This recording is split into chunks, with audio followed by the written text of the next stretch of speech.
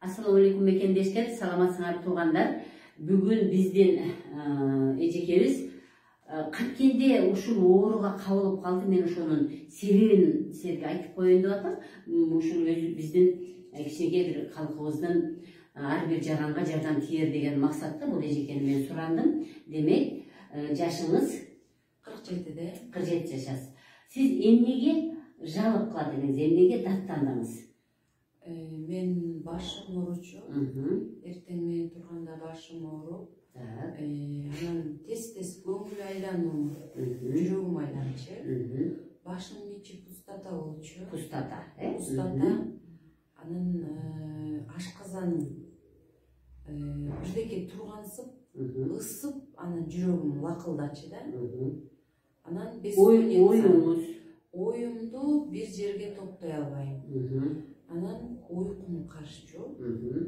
Уйкум качып, өзүмдү жанагындай дарыларды алып ичип уктачумун, успокоительный. Оюңузга жаман нерселер келчү беле?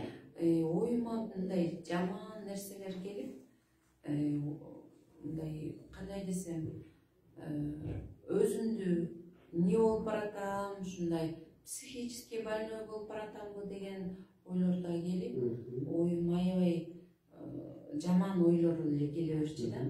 Сиз ушул нерсе менен врачтарга кайрылдыңыз, Сизге албетте мен кандай дарыларды жазып берди? Кайсы ооруларга деп жазып беришти?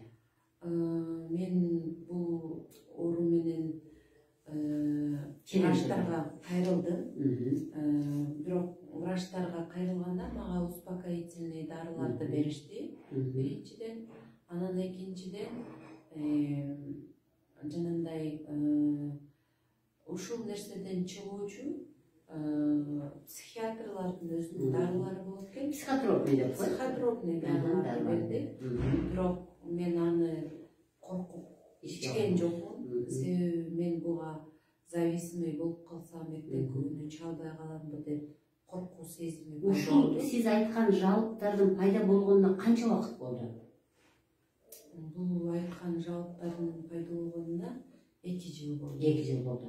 2 жылдан бери сиз ушу уккан нерсеңизди эле кичине бир аз колдонуп аракет кылып да чыкканга.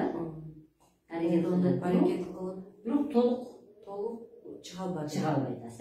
Анан такай мени коркуу сезими. Такай коркуу сезими.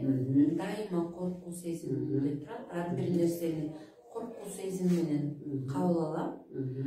Мисалы, көргөн эле нерсени, мындай болуп кетсе эмне болот, андай болуп кетсе эмне болот деген ушундай ойлор. Анан сөзсүз негатив. Эч качан ал көргөн нерсени жакшы ойдо эмес, терс ойдо кабыл аласыз. Урматтуу мекендештер, мен эми бул жак келгенде биз сүйлөштүк, кечээ күнү сүйлөштүк, убакыт көбүрөөк кетет, эми баарын айтып отурсак.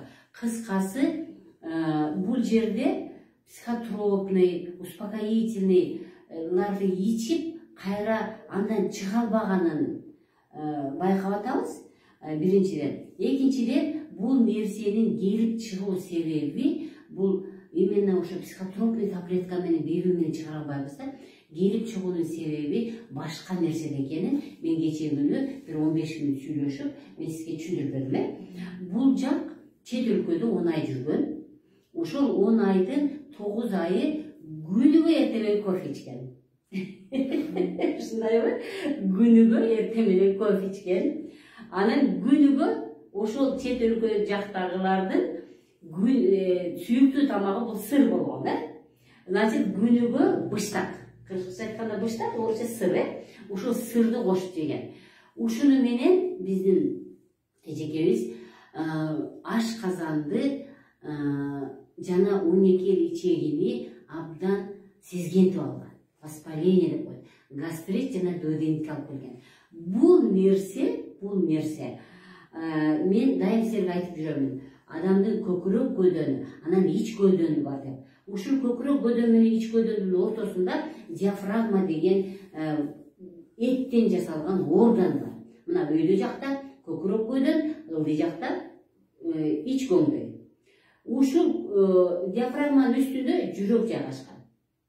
Сиз ай кофе иче берип, 9 ай сыр жеп, 9 ай бирдей тамакты жей берип, ошол ашказаныңыз менен 12 ичегиңизди сезгентип алган үчүн алар кызарып шишиген. Гиперемия деп коет. Кызарат, шишит, отечность болот. Ал жерде слиз көбөйөт, сиңбеген тамактар көбөйөт. Ошондо ошол орган чоңоёт дагы, мына ордунда турган диафрагманы өйдө көтөрүп койгон. Өйдө көтөрүп койгондо жүрөк кысылган жерде туруп калган. Ошондон сизде жүрөгүңүздө лакылдаган нерселер пайда болгон. Эми караңыз, эмне үчүн жаман ойлор, терс негативдер келди? Себеби деген ушул көкүрөк көйдөн өйдө көтөрүлгөндө моюн жактагы без тамырларды кысып коет. Көрдүңүзбү? Моюн жактагы без тамырлар көкүрөк көйдөн өйдө көтөрүлдү, жүрөктөр кысылды, кысылган жерде иштеп атат. Моюндагы без тамырларда кысылган жерде иштеп атат дагы. Мен дайыма айтып келем, кызыл кан тамыры менен көк кан тамырды без тамыр чырмоокко окшоп дайым чырмалып, ушулардын ичине керексиз нерселерди алып турат да. Бул ушул кан тамырды жана без тамырды чырмап, кан тамыры менен көк кан тамырды чырмап турган без тамыр, ал өзү да чоңойду. Керексиз нерселердин баарын алды, кысылган жерде иштеп атат. Керексиз нерселерди алып кетире албай да стаз бир жерде уюп калуу болуп калды. Без тамырлар моюндан башка кеткен кан тамырларды кысып калды.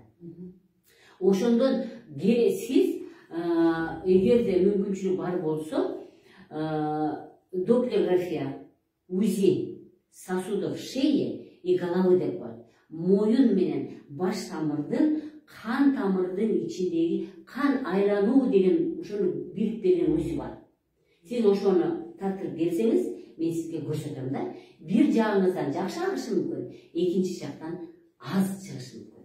Себеби деген без моюндагы без тамырлар кан тамырды кысып койгон. Ошон үчүн кан барбаган үчүн башыңыз пустата. Кан толук барбаган үчүн терс ойлор мына ушундан келип чыгат. Көрдүңүзбү? Бул жердеги нерсе ылдыйдан келген, ашказандан келген, өттөн келген. Анан ал көтөрүп койду жүрөктү, өпкөнү кысып койду. Өпкөнүн жанындагы, моюндагы без тамырлар баары кысылып, жакшы безин жакшы жөнөтө албастан кан тамырды кысып койду. Алар чоңойду да, жандагы кан тамырды кысып койду. Ал кан тамырлар мээге барып кайрып жүрөккө түшүш керек болчу. Мээге кеткен кан тамырларды кысып койду. Мына оорунун пайда болуу себеби мына ушунда. Азыр биз массаж при стрессовом состоянии, массаж при депрессии деп коет да.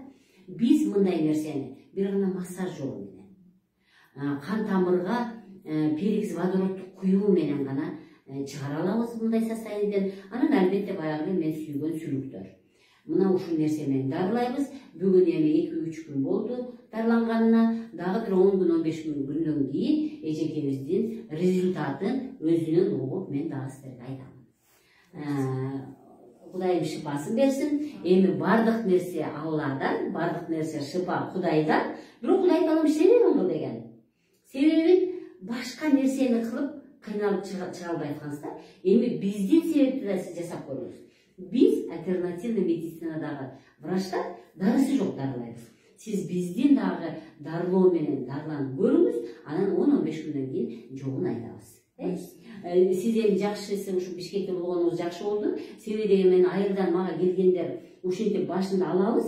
Анан кийин жакшы болгондон кийин мен жакшы болгондогу видеону тартканга чейин айылга кетип калышат дагы. Биз ошону бере албай атабыз да.